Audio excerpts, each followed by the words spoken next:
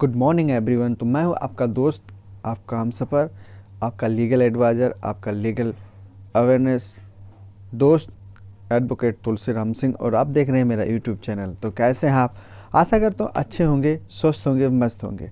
आज मैं बात करूँगा पैरोल के बारे में। जो इम्पोर्टेंट जजमेंट आया है सुप्रीम कोर्ट का, जो काफ़ी चर्चा में है, उसके बारे में आप लोगों से बात करूँगा।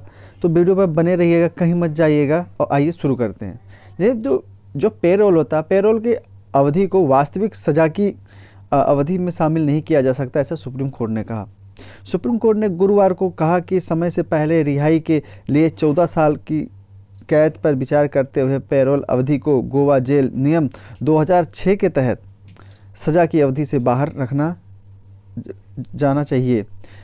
Justice MR. शाह और जस्टिस सी.टी. रवि कुमार की पीठ ने कहा कि अगर पेरोल की अवधि को सज़ा की अवधि के हिस्से के रूप में शामिल किया जाता तो कोई भी कैदी जो काफ़ी प्रभावशाली है उसे कई बार पेरोल मिल सकता है। अदालत ने कहा कि वास्तविक कारावास के उद्देश्य के खिलाफ है।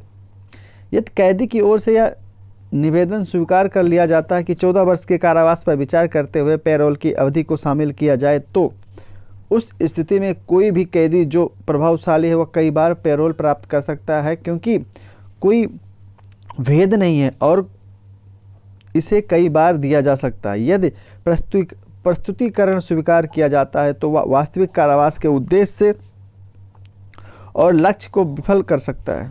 हमारा दृढ़ मत है कि वास्तविक कारावास पर विचार करने के उद्देश्य से पेरोल की अवधि को बाहर रखा जाए। हम हाई कोर्ट द्वारा दिए गए दृष्टिकोण से पूरी तरह से सहमत हैं। वर्तमान एसएलपी खारिज की जाती है। पीठ गोवा जिला नियमों के नियम 335 और जेल अधिनियम 1894 की धारा 55 कैदियों की बाहरी हिरासत, नियंत्रण और रोजगार से संबंधित Bombay high court Goa bench के आदेश के खिलाफ एक चुनौती विचार कर रही थी। कोर्ट ने दिसंबर 2022 में फैसला सुरक्षित रखा था। उस सुनवाई के दौरान सीनियर एडवोकेट सिद्धार्थ दावे ने इस पर कई तर्क दिए। नियमों के तहत पेरोल की अवधि को सजा का हिस्सा माना जाना क्यों संभव है?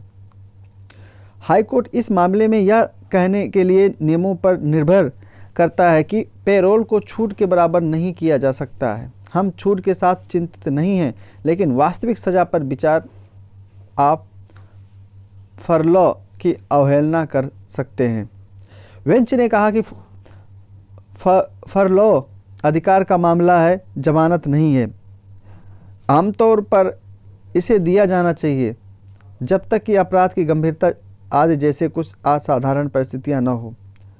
फरलॉ लंबी अवधि के कारावास के मामले में दी जाने वाली रिहाई है। दवे ने सुनील फूलचंद शाह बनाम भारत संघ और अन्य में सुप्रीम कोर्ट के फैसले पर भरोसा किया, जिसमें कहा था कि पेरोल की अवधि को निवारक हिरासत अवधि के हिस्से से के रूप में माना जाएगा। जस्टिस शाह ने कहा, निवारक हिरासत सजा नहीं है, यह एक अलग आधार पर खड़ा है।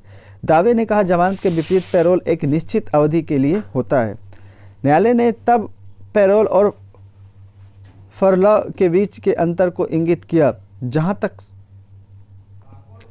बाद का संबंध है कि हर 2 साल में एक व्यक्ति इसके लिए हकदार है। अदालत ने सुनवाई के दौरान कहा, हालांकि पेरोल कुछ राहत पाने के लिए आरोपी द्वारा किए गए आवेदन पर है। दावे ने तर्क दिया, आपको इस बात पर विचार करना होगा कि जमानत, पेरोल और फरोल का उपयोग कैसे किया जाता है। जमानत में हिरासत की प्रकृति जेल हिरासत में निजी हिरासत में बदल जाती है, इसकी गिनती नहीं होगी। जमानत और पेरोल के अलग अलग अर्थ हैं। फरलॉ में हिरासत की प्रकृति समान रहती है, व्यापक हिरासत समान है। जस्टिस रवि कुमार ने कहा कि और पेरोल पर रिहा होने के दौरान कोई निलंबन नहीं होगा, वस्तुतः यही विवाद हो जाता है। दावे ने कहा, हाँ में जवाब दिया। आपके अनुसार पेरोल की अवधि को शामिल किया जाना, पेरोल के लिए मत पूछो, इसकी गणना नहीं की जाएगी। जस्टिस शाह ने टिप्पणी करते हुए कहा कि सभी राज्यों में प्रथा है कि बेंच ने कहा कि अगर सबमिशन स्वीकार किया जाता है तो कोई कई आरोपी व्यक्ति जो कि शक्तिशाली हैं इसका दुरुपयोग कर सकते हैं। जस्टिस शाह ने पूछा था कि पैरोल की शक्तियां सरकार के पास है। जैसा कि मेरे भाई ने ठीक ही कहा कि कभी कभी इसे चिकित्सा आधार पर लंबी अवधि के लिए दिया जाता है, लेकिन क्योंकि राजनीति से जुड़े अधिकांश आरोपी जेलों की तुलना में अस्पतालों में रहना पसंद करेंगे। यदि आपका निवेदन है स्वीकार किया जाता है तो उसे अवधि पर विचार किया जाना चाहिए। दवे ने तर्क देने की कोशिश की कि पैरोल हमेशा छोटी अवधि के लिए होता है, एक निश्चित अवधि, जिसके बाद अदालत ने कहा कि वह विस्तृत आदेश पारित करेगी। केस का नाम था रोहन घूंघट बनाम गोवाराज और अन्य। दोस्तों को कैसे लगी पैरोल से रिलेटेड आपको ये इन्फॉर्मेशन, ये जजमेंट जो सुप्रीम कोर्ट का जाना माना जजमेंट है। तो आशा करता हूँ आप इस चीज़ को समझ गए होंगे। पैरोल और जो पैरोल की जो अवधि होती है, जो वास्तविक सज़ा होती है, उससे जैसे कि बताया गया उसको एक में नहीं मिलाया जा सकता, उसको अलग अलग रखा जा सकता, उसको जोड़ा नहीं जा सकता वास्तविक कारावास में। तो आशा करता हूँ आप लोग समझ गए होंगे। मैं फिर मिलूँगा एक नई वीडियो के साथ, तब तक के लिए जय हिंद।